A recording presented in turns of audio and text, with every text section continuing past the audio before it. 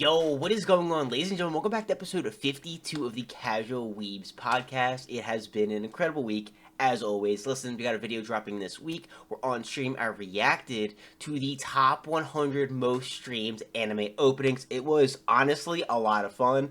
Most of my chat does not watch anime, so they're just kind of sitting back, relaxing, enjoying to some absolute phenomenal music. But especially my one boy Muffins, my mod, he was loving it. He watches a lot of anime too, and reads a lot of manga. We actually kind of bring him up sometimes on the pod because he's the one who told me about Peaktober.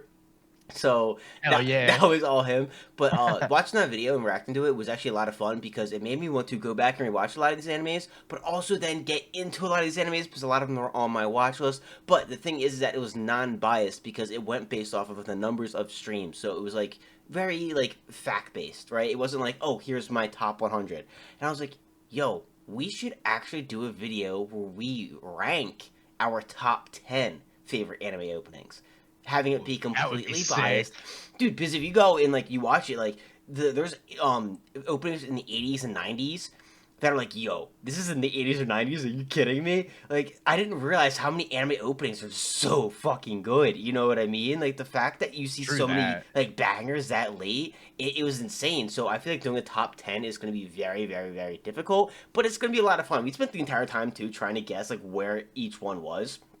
And I'm not being biased. I'm not being biased. Muffins even said it. He's like, yo, Link Click OP2 should be top 20. And he hasn't seen Link Click, but he heard OP2 and is like, it is really good. The fact that it didn't get opening, or at least nominated for opening of the year last year, it fucking pisses me off even still. But yeah, Tragic. it didn't even make the top 10 because it didn't even make the top 100 because again, it is kind of a popularity contest. The larger the fan bases, the more people are going to stream these openings. So a top 10, I feel like doing a video of our biased top 10, so I think will be a ton of fun. So with that being said, let me know in the comments down below, what's your guys' favorite all-time anime opening? There's just so many good ones, but yeah, we gotta do that. And also, next week, we're gonna be doing a video on Bleach. Blake finished it a while ago. I finally just finished it. So we're gonna be talking about the OG Bleach, our thoughts, opinions, what we liked, what we might not have liked. And then, of course, that's gonna lead us getting into the Thousand Year Blood War, which we both still have to watch. Last time we talked about Bleach, we kind of started a war, so hopefully this time goes a bit better. But yo, let's get into this week of anime. We're gonna, of course, gonna be talking about Blue Box, Sakamoto Days, and Solo Leveling, which all three dropped phenomenal episodes. And then, of course, again, I really do think we have to have like a part two one week to the pod where we talk about the low keys from this season, like Honey Lemon Soda, Zenshu, Doctor Detective. There's so many animes that are fucking killing it this season. But which one do you want to start with? You want to get solo leveling out of the way? Oh, yeah, let's do it. I mean, his All mom's right. back. He finally did Dude, it. huge. And honestly, it Hmm. was like the first time I feel like we've seen Jinwoo like show some serious emotion. You know what I mean? He's Yo, always like caught up, yes. but that was like a really nice moment. It's like, Hmm. ah, yeah, this is the whole reason he set out to do this in the first place, like to cure his mother. And obviously, it's a big deal because I don't think anybody's woken up from this eternal sleep disease. So No. like, very emotional moment, very cool. But yeah, really, really good episode. I was like watching them, like, man, I kind of fucked for like glad that that happened because like Jinwoo became that like, yeah, you're right. He keeps glowing up and having like this insane amount of strength and just keeps getting even stronger. And he's like this quiet, cold, mysterious type. You know what I mean? And for him to Yeah, finally kind of break down a bit, it brought us back to E rank Jinwoo. You know what I mean? Where the guys got some feelings, you know, and it's like, yo, this is what he set out to do, and he finally was able to accomplish it, and it kind of just brings him back to like. This is still the same guy. You know, he might look a lot better, he might be a lot stronger, he might be a lot cooler. It is still the same dude, and it's just so glad that he finally was able to complete that goal of waking up his mom and curing her, and she is the first ever person who has ever woken up from that like eternal sleep, which probably is going to cause a lot of fucking problems, but they're probably, it seems like they're just going to glance over it and not like acknowledge it. yeah, I was wondering about that. Like, Yeah. I guess you can't get like too far off on this like side plot about waking up from the disease. But yeah, that's like a huge deal and like yeah, kind of a testament to how far Jinwoo's come and like on this journey, Hmm. 20 some episodes or however far into it we are. He's done a lot of stuff. He's been in a lot of crazy situations and battles, and it was nice to kind of like see him grounded and yeah, exactly like you said, that same like E rank that we first met in the beginning. You know what I mean? He's like Yeah. cares a lot about his family, and it was kind of cool to get that moment with them. Because it's something he even acknowledged this episode, where he even like when they were all like at the apartment and cleaning up. And by the way, that was so funny when they go home and he's like, "Bro, I left you home for a week. What the fuck happened to this place?" She's like, Yeah. "Oh, I got kind of distracted." It's like, dude, what the fuck? But like they're all cleaning up and stuff, and he kind of has that realization. He's like, "Wow, like." I've done some things that like I'm kind of ashamed, like you know what I mean. Like he's kind of been like in this journey of becoming stronger and finding the cure and completing that goal and waking up his mom. Like he's become a different person. Something that like kind of scares him, and then he kind of realized like he doesn't want his family to find out about. Like he's killed straight up people, you know what I mean, not just monsters. Like he's become a completely different person in a way where like I feel like he's even had that same realization that we had, where it's like, oh wow, nice to see him like have some heart again, you know what I mean. But even he's kind of like whoa shit, like looking back on it, I did some things in order to get here. I hope they don't find out about that, you know what I mean. Like will this ever be the same? Will we ever go back to the same? So that was pretty insane.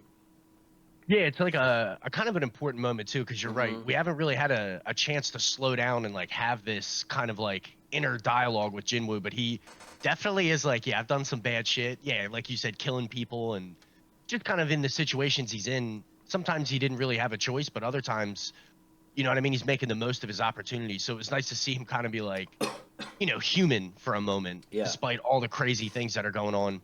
Probably the craziness that we're going to get into on Jeju Island. Oh my god. So leading up to that was also awesome. I mean, so first of all, this guy, low key psychopath. Like we're gonna be getting into it from like multiple angles and perspectives because it was shown this episode. He even kind of said when they're like, "Hey, like, we're doing this fourth operation on Jeju Island. We'd love if you could help us out, lend us your strength." He's like, this is a good way to level up. This is a great training opportunity. It's like, brother, like, what are Yeah. you? It's not a workout. Like, S ranks just go there and die. Like, it's to save the world. It's not to level you up. It's kind of like he's dissociating a little bit of reality in the video game in a way. You know what I mean? He's like, training Yeah. exercise. I could get good rewards here. It's like, bro, like you gotta remember, like you're kind of like halfway in a video game, but like it also is real life.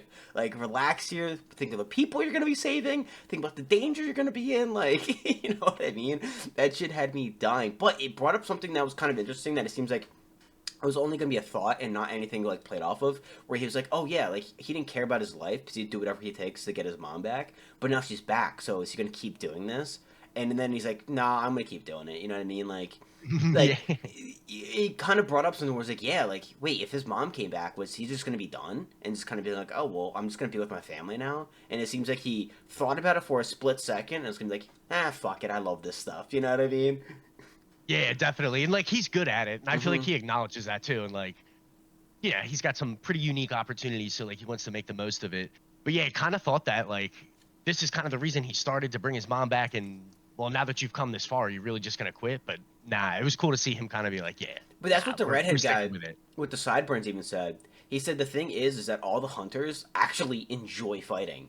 You know what I mean? He's like, because he was talking Right. about his buddy who's the healer, S rank healer, and he's like, yeah, this guy's a little weird. He's like, come to think of it, I think all of us hunters are weird because not only do we not mind fighting and putting our lives on the line, but a lot of us actually like really enjoy it. And he's like, maybe that's part of what causes the awakening. You know what I mean?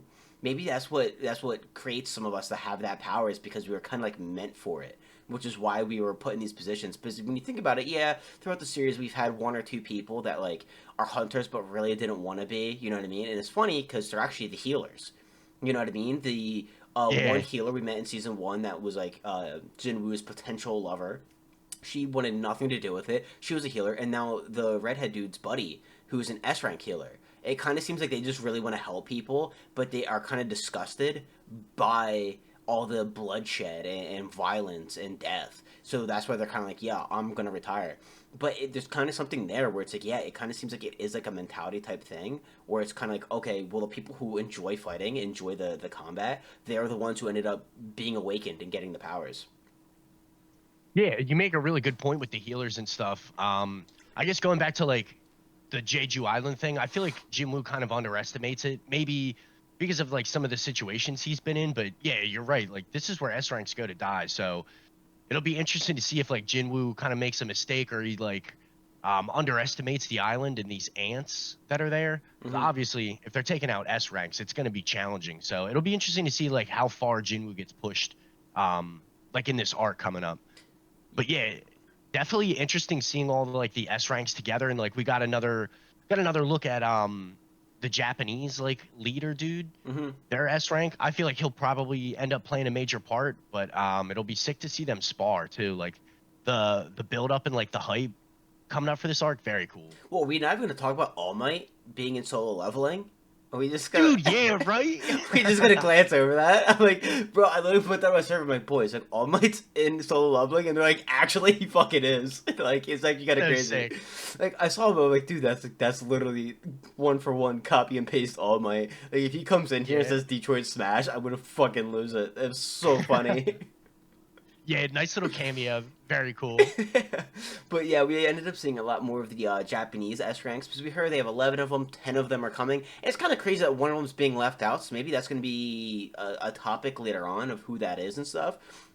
But very cool to kind of see their designs, and dude, they're cocky. They're here and they're like, oh, these are the Korean S ranks? Very interesting. This is it? This is Yeah. all they have to offer? And it's like, hey, like, Jinwoo is up there. You don't want him to come down. Because that was the kind of the cool thing that they brought up about All Might, is that he actually can rival nations. Like, him alone can go against a whole country's army. You know what I mean? And it seems like that is kind of where we're getting into the scaling of actual S ranks, of like the certain S rank calibers. And I feel like we're going to see Jinwoo maybe in the sparring session kind of be acknowledged on that level where it's like, oh wow, what, like he can solo all of us. You know what I mean? Like I feel like the Japanese S ranks are kind of give the Korean S ranks the work, and then he's gonna step in like, all right, kind of have to represent here, and then just smoke them because they're in a free for all right now. You know what I mean? It's a 4v4 kind of thing. So it's gonna be interesting. I want him to step in. You know what I mean? I wanna see him flex it to them. I think that would be so cool. And it would be a cool way to see like kind of how he stacks up against the other S ranks. Like, is he Hmm. way further ahead? Is he like still kind of toe to toe with them? But I think that would be a really sick way to kind of get him, mixing in with the S ranks. But it's also cool to see like how they stack up Japan versus Korea, right? Yeah. Because like you're right, they were kind of like cocky. Like there is this like element of like pride with all the hunters and stuff, especially at this level. Like Yeah. it makes sense, but at the same time, like I could definitely see Japan giving it to Korea and like kind of emphasizing the need for Jinwoo's strength. Well, not only that, but it seems like they have more S ranks, and it seems like they're just there more technology wise. You know what I mean? Like you can just see like the professionalism that they bring in is so much better in a way. I don't really know how to kind of describe it because like it kind of goes back to last podcast episode we were talking about when they came in and had the presentation and like, all right, we dissected it. Here's all the information we have, and they're like blown away, like wow, like they really did a great job with this. Like this is impressive. You know what I mean? It seems like they take the whole hunter thing way more serious into like a higher level than maybe Korea or everyone else in the world does. Because when I looked up, someone's name and I was like, all right, make sure I spell it right, and I saw a bunch of the S ranks because I talked about that what like a month ago, and I'm like, oh, we're about to meet Japanese S ranks and they look sick. You know what I mean? There's only like 3 or 4 American S ranks. You know what I mean? And one of them's All Might. That's all. Interesting. That's how we're gonna call them. But it's like, is Yeah. there more American S ranks? You know what I mean? We're just gonna meet for, or do they not have many either? Like, is there something about Japan that just like brings it? You know what I mean? Where they're just able to perform at a higher level and then train at a higher level. You know what I mean? Yeah, and they're like kind of going out of their way to emphasize that Mm-hmm. point and like kind of build up Japan. So I feel like either those S ranks and especially that leader, like they'll probably end up being like a pretty like big focal point in this next upcoming arc. Like whether it's to like power scale or like they have a huge involvement in like keeping everybody safe and clearing this island. I think it'll be important, but yeah, they're definitely building them up for a reason. And then of course, his dad is gonna be coming back. That's something that even his mom brought up, where his mom's like, "Oh yeah, he was a firefighter before he became a hunter." Did not say anything about his rank though. So I don't think that he was ever announced as an S rank, especially because too it would have been brought up. It would have been said, but who knows? Like thinking about it now, what if the 11th Japanese S rank is Jinwoo's dad? I don't think it is, but that'd be cool. Definitely, yeah, definitely interesting to think about because like you don't even like hear about him. You Hmm. know what I mean? Even after that incident with the other S rank, like nobody's talking about him. Like, oh yeah, that super strong guy who folded an S rank in a second. Like nothing about it. You know what I mean? Which Yeah. I think is kind of interesting. But I guess he was, I guess missing, so you could say, or like Yeah. assumed dead for 10 years. So probably like kind of slipped out of everybody's memory. So I heard that he's not going to be brought in with the Jeju Island arc, but since his mom's bringing him up, I feel like that's going to be the next arc after Jeju Island, where we get more into that and about his dad and how he disappeared and who he is and what happened to him, type of thing. I hope so, because he's like badass and obviously he's super strong. So Hmm. like I feel like he would play into like the main story a good bit, especially with the whole like the whole system. You know what I mean? This Yeah, game that Jinwoo's a part of. I feel like his dad's got some pretty big lore. exactly. I feel like when we get into the actual system and what's going on in this whole game that we're in, that's when his dad's going to play a bigger part because his dad seems to have the most information on it right now. Yeah, very true. And like we've only seen maybe two or three times or two or three instances where Jinwoo's like trying to get information about this game and like Hmm. obviously with the demon chick, the like game says that's enough. You know what I mean? Hmm. They're not like giving out too much information. So hopefully we get some of that soon. Yeah, it's actually kind of interesting. Will Jinwoo's mom be kind of a part of it by default? Like she took a potion that was involved in this, like that he got from it. Is that going to kind of give her like? Is that going to kind of make her a part of it? I don't know. You know what I mean? Are we going to see something later on where like maybe she's connected to it now since she ingested something that was from it? It's a really good like thought. Like obviously Jeju Island's like going to be the next arc and like Mm-hmm. we're going to get into that, but like once we come back, like kind of what happens, especially with like the family aspect, because Jinwoo's family is obviously a part of this, you know, with his dad and everything. Yeah. It'll be interesting to kind of see if they kind of revisit this and yeah, like if his mom kind of gets brought into the story.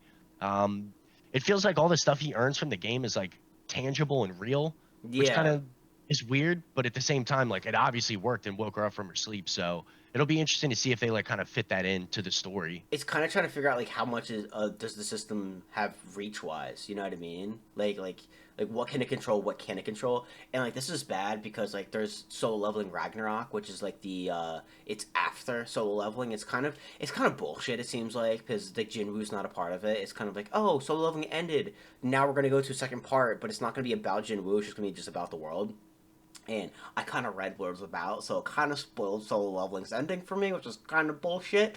Oh But no! not to give you guys like too much of a spoiler, it seems like the system and everything are just gods. It kind of seems like worlds. Each world just has a set of gods, and what's kind of going on is it's like a war between them, which is why like Jinwoo got powers from the one, but then there's like this demon world, and it seems like there's this like a calamity that's coming that Jinwoo's dad talked about. So I feel like the Yeah, system is that, and we're just gonna get more into that and into this like very aggressive battle, which I'm like really kind of excited about. I totally forgot about that. You're right. He like brings up this calamity, and then Hmm. we literally don't touch on it for like 6 episodes. So it Because totally slipped my mind, but like hmm that's like a huge story implication or like a lore bomb or whatever you want to call it. But yeah, I totally forgot about it because they literally touch on it like once and then don't bring it back up. and we But even obviously that's like important. yeah, and it's very vague too because we were talking about like what's the calamity? Is Jinwoo the calamity? You know what I mean? Is he to help protect against a calamity? You know what I mean? Because like what the reason I brought up about all these gods that are being a part of Solo Leveling is it reminds me of Jobless Reincarnation about how there's a bunch of Mm. those gods and how Rudius was brought in by the man god, right? And then the other god was like, "Oh, you deal with the man god? All right, cool. I'm gonna fucking kill you." You know what I mean? Like it seems like these gods are playing this game and everyone else is pawns, including Jinwoo. So when we get more into the actual lore about these gods and about the fight and everything like that, I think it's gonna be very very interesting because you don't know like who is the good guy, who's the bad guy. You know what I mean? It's just Jinwoo's a part of this god's army. You know what I mean? But like, who are the other gods? Who's a part of those armies? Are they on the same side? Not on the same side?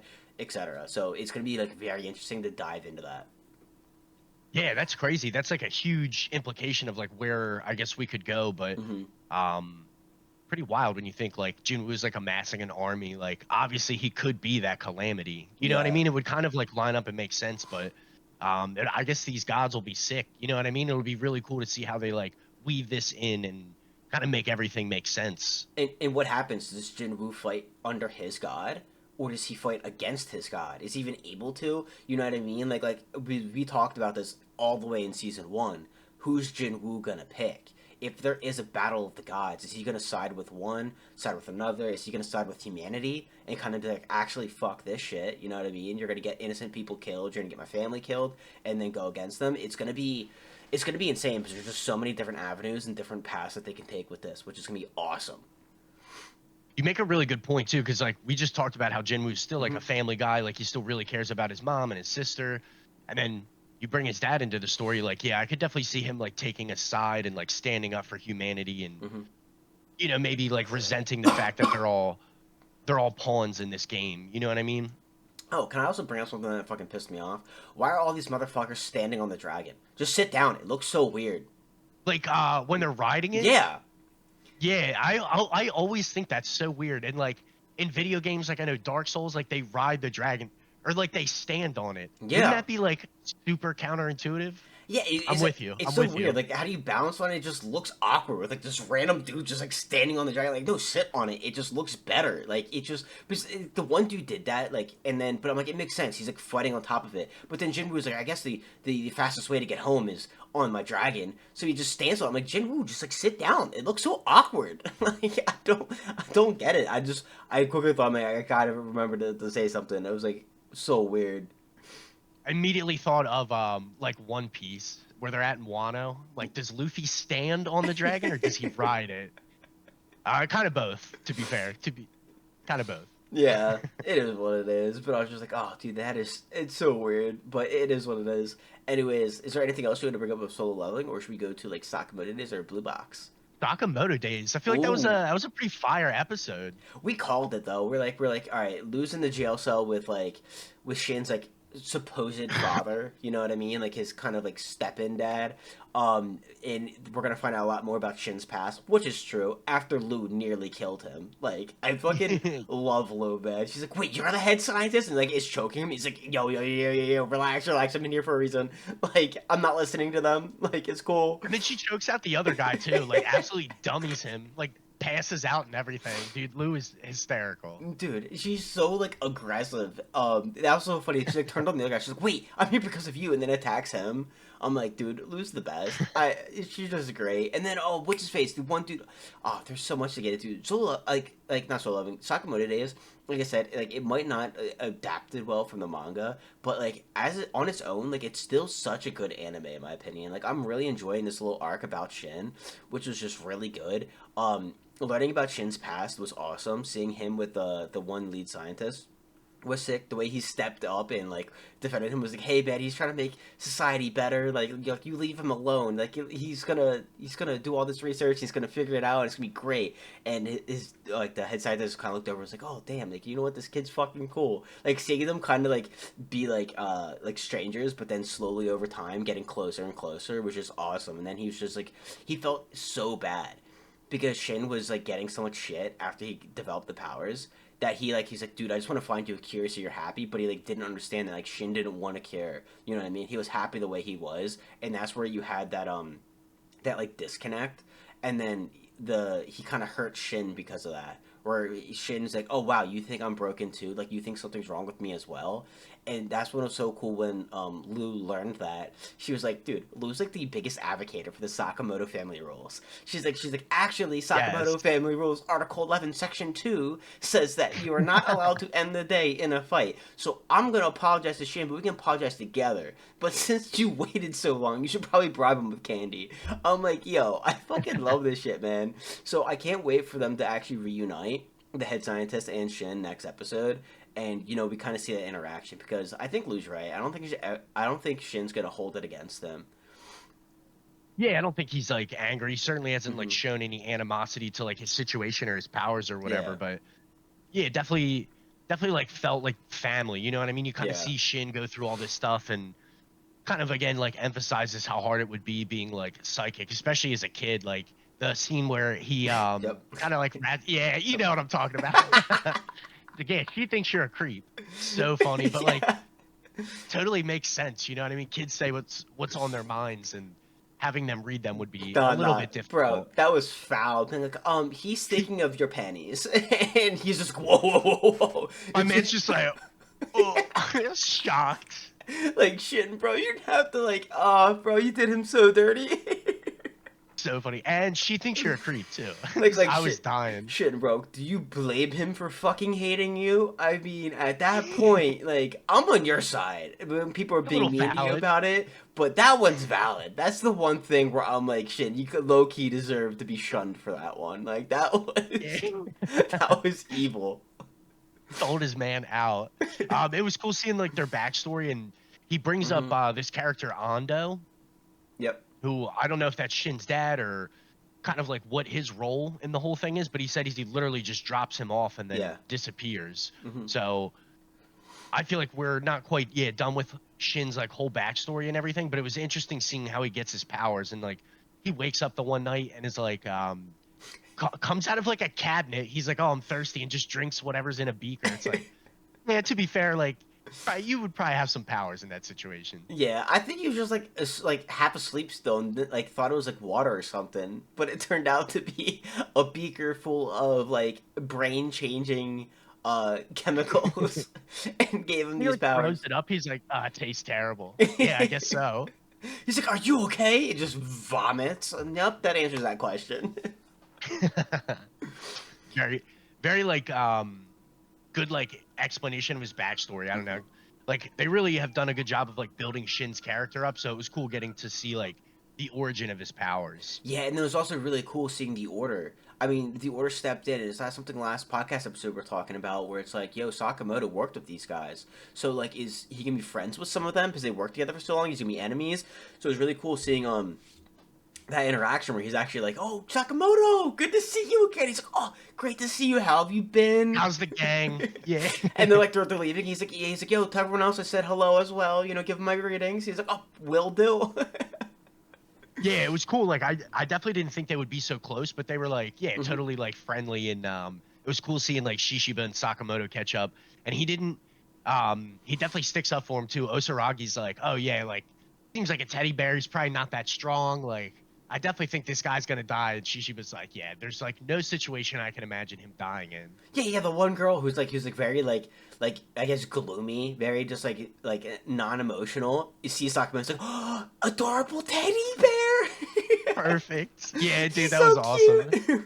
And then yeah, she's like, he didn't seem that strong. Like I think he's gonna die. And he's like, I actually don't think anyone's capable of killing him. Like he's just simply built different. So like that was actually really really cool. But it's gonna be really nice too because the reason why those two are leaving from the Order from that fight is because they're going to the head boss. So I feel like we're gonna have Sakamoto clean up this dude and then also join them for that fight. So watching three people from the Order fighting is gonna be insane. And then watching this actual like, you know, top tier villain, this final boss per se, you know what I mean? That's gonna be really, really cool as well. That should be like the largest fight of the season, which I think is gonna be insane. Yeah, like they're really like building up this arc Hmm. really well. Like it feels like they were finally getting some like high stakes action. Yep. Because like the fight with that scientist dude and Sakamoto's would probably be like my only critique. It feels like very unserious. Like So, you know, so funny. In the very beginning, yeah, yeah, dude. Like when he like injects himself and then like blows up out of his shirt just to yeah. get folded. Like very funny and like unserious. No, I meant when he throws the first punch and he hits Shin, and he's like, oh Oh yeah, I yeah, can get it to hit. Like if you intend to hit me, it's gonna hit your friend. And he's like, okay, well I'm gonna have intention to hit Shin, and then it hits him. And Shin was like, wait. There was way more power behind that. Like when you were yeah, thinking of dude. hitting me, you fucking unloaded on that. Like fuck you. Dude, and Shin immediately just like falls over. That was so funny, honestly, when he starts hitting on him. But it was like funny and like Mhm. unserious. But it feels like we're finally getting, involved with the Order. It'll be some like more serious, like high stakes combat. But it's also really cool that they pretty much abused Shin's powers. Where he's like, all right, well, let's do this. Let's. I'm gonna try to hit you. I'm gonna tell you how I'm gonna do it, and then you dodge it. You know what I mean? And that's how they're able to beat up and beat the scientists. Kind of genius. But it's also really cool for Sakamoto because you brought up that like Sakamoto's specialty, the thing that makes him great and makes him so legendary, is his adaptability. The fact that he's able to use anything in his environment to fight and win. What's also really cool is his appreciation for everyone else's gifts.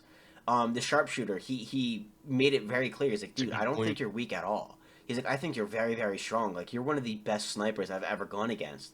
And when this guy's attacking Shin, being, oh yeah, your powers are so fucking useless and stupid. Why does boss want them? Sakamoto's like, no, they're not. He's like, watch us abuse them and absolutely beat the shit out of you. It's really cool the way that Sakamoto not only is able to he's able to just see the value in everything around him. So all these other characters that are deemed weak, Sakamoto is able to see the true strength in those abilities and then use them to his advantage, or just in general. Yeah, I feel like that's like a huge like overarching theme. Like Hmm. Sakamoto's making this family and like getting the value out of everybody. Whether like Hisake is like a really good example. He's just a sniper in Yeah, this like super just sniper that just doesn't a sniper. miss. Yeah, dude. And like he came up super clutch this episode, but Hmm. like it's kind of cool to see how he like builds values and like you said sees the best in everybody in this like super cold hitman world where like everybody's kind of against each other.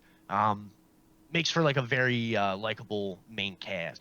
It is really cool how they all like just care so like easily. How they just are brought into this family and they just like, oh, like everyone just means a lot to them. Like he ends up coming into the shop and Sakamoto's daughter's there just crying because she's so excited to come home and talk to everybody and they're just not there. He's like, I got this. I'll find them. She's like, oh yay! And he just goes out and finds them and ends up saving the day, shooting an invisible man. But yeah, just a sniper by the way. Yeah. Can ricochet shots, precise as fuck. Invisible, not a problem. I can snipe him. You know what I mean? Absolute beast. But yeah, the group he's building, the family he's building, is absolutely awesome, and the way that he's able to just find the value in that and in the appreciation for what people can do is awesome. Yeah, dude, I'm really hyped to see kind of like how this all like plays out, Hmm. especially with this slur dude.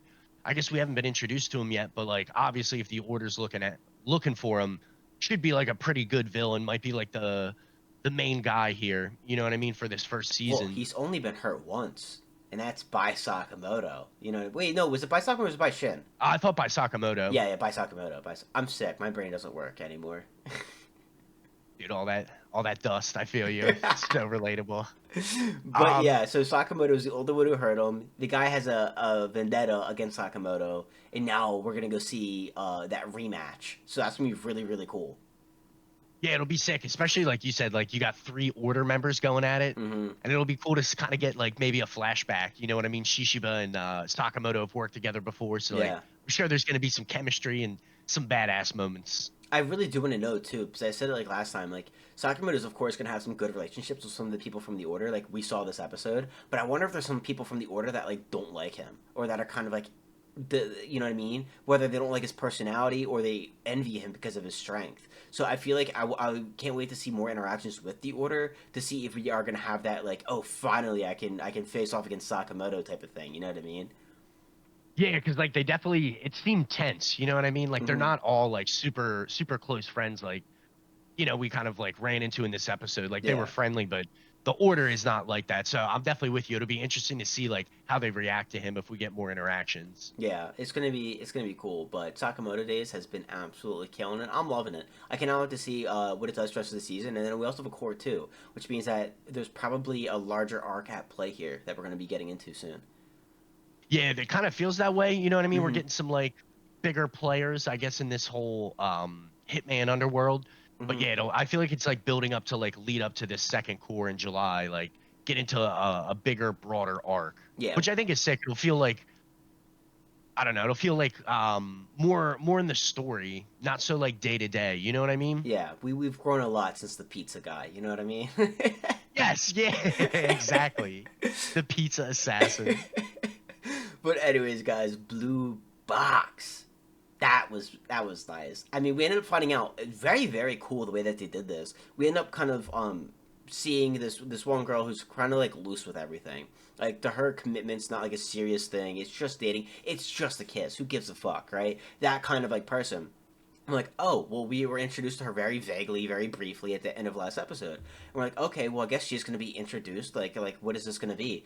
And turns out it's fucking Karen's sister of all people. I'm like, yo, that's actually so sick how they brought it back. You know what I mean? How she's always been a part of this story. We just didn't know it yet. You know what I mean? She she knows and she's friends with Chinatsu because they've been friends since kindergarten. You know what I mean?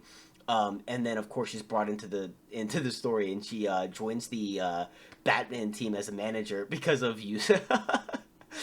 Yeah, dude, I was Where's the guy with dying. the bowl cut? And they're like, Yusa, like, he just doesn't go to the school, and she's like, I quit. Yeah, like goes to a totally different school. I was dying, dude. That was so funny. Haru steps in is like you can't just the Haru steps in is like, oh, Karen knew this, bro. She knew you had some motive for coming on here. Like you can't just quit.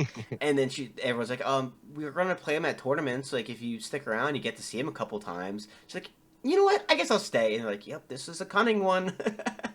Yeah, yeah. The way they introduced her was great. It was so funny. But of course, it also then adds another element. Honestly, at this point, I just feel bad for Chinatsu. The fact that Taiki just has all these women just throwing themselves at him, like Chinatsu, like this is her first love that we're finding out, right? And she doesn't even understand it fully, which is why she's having problems. Because for her, she's been so focused on basketball and only basketball. And that's even what Karen said.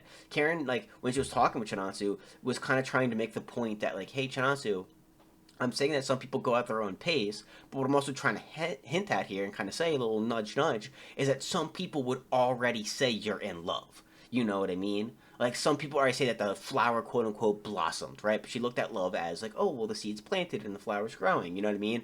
And she's just not quite there yet. And Karen even said that there's probably that missing piece. But as Chinatsu is trying to like figure out like what is this feeling, what is love like? Do I love Taiki and all this kind of other stuff? He has the rhythm gymnastics national champion pretty much, but she didn't win this year, but she won previous years on covers of magazines. Very famous father. You know, has this other girl throwing himself at him too. Like Chinatsu just like can't win. She's just like, dude, what do I do? Like this is like if she sees I don't know that girl's name, but Karen's sister has like her arm on his shoulder, and she's just like, I don't like this. You know what I mean? Like what is this? Yeah, I don't know how I feel about this. I you know what? I'll take care of the spider. I'm afraid of spiders. I'll take care of the spider. yeah. It was awesome though. Like in that conversation with Yeah. Karen, that she finally admits like she is interested in Hmm. Taiki and like she cares about him. And the way she describes it is like a very organic like type of Yeah. situation. Like you're talking to each other and like you run into these instances like they end up at the beach and all that stuff. And like Hmm. at the end of the day, like he's a really nice guy. Like he's reliable and all this stuff. All the things we've seen Taiki like pull through in the show so far. But like it was nice to see her finally kind of like admit that she does have feelings. And then Karen also like the MVP pushing her to be like, yeah, you have to like kind of commit to it. You know what I Hmm. mean? Because you have people like Hina and now Karen's sister, all over Taiki. Like she said she wants her to experience that, but like you have to acknowledge it first, which I thought was cool and Well, important. the interesting thing about Karen's sister is Karen's sister doesn't give a shit about Taiki. It's just not interested in him, but at the same time, she just doesn't care. Which is why, like, she sits close to him, she touches him, because to her, that's not like a big deal. And the whole thing too with Hina is that Hina came out and was like, "Oh yeah, I like Taiki," but it's not like she ever did anything that made Chinatsu feel uncomfortable, like feel like a genuine threat. She's just like, oh, okay, Hina likes Taiki, okay, whatever, you know what I mean? But Karen's sister is doing things that makes Chinatsu feel very uncomfortable. Like when she's like holding on to Taiki, she's like, actually, I don't like this, and that's why she got over her fear of spiders and bugs and threw it out, and then was like, oh, yes, I have the power to fight. You know what I I can mean? fight, yeah. I got this.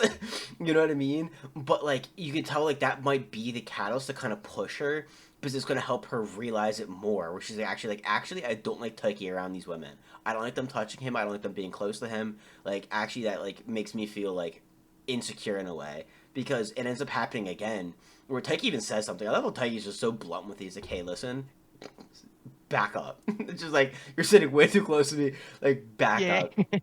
And of course, there's another spider. So she like, kind of like jumps on him, and Chinatsu this time she's like, you know what? I forgot something. I'm fucking leaving. I'm done. Like, We're out of you here. know what I mean? So I feel like Karen's sister, even though she has like no feelings for Taiki, is going to help be that final catalyst, that missing piece, as Karen put it, that kind of pushes Chinatsu across the finish line to being like, okay, I'm gonna confess to Taiki, or at least make my feelings more known. You know what I mean? Nicely done. I think you're right on the money. Like, Mm-hmm. especially with Karen's comment about like there being a missing piece. She needs like one more piece.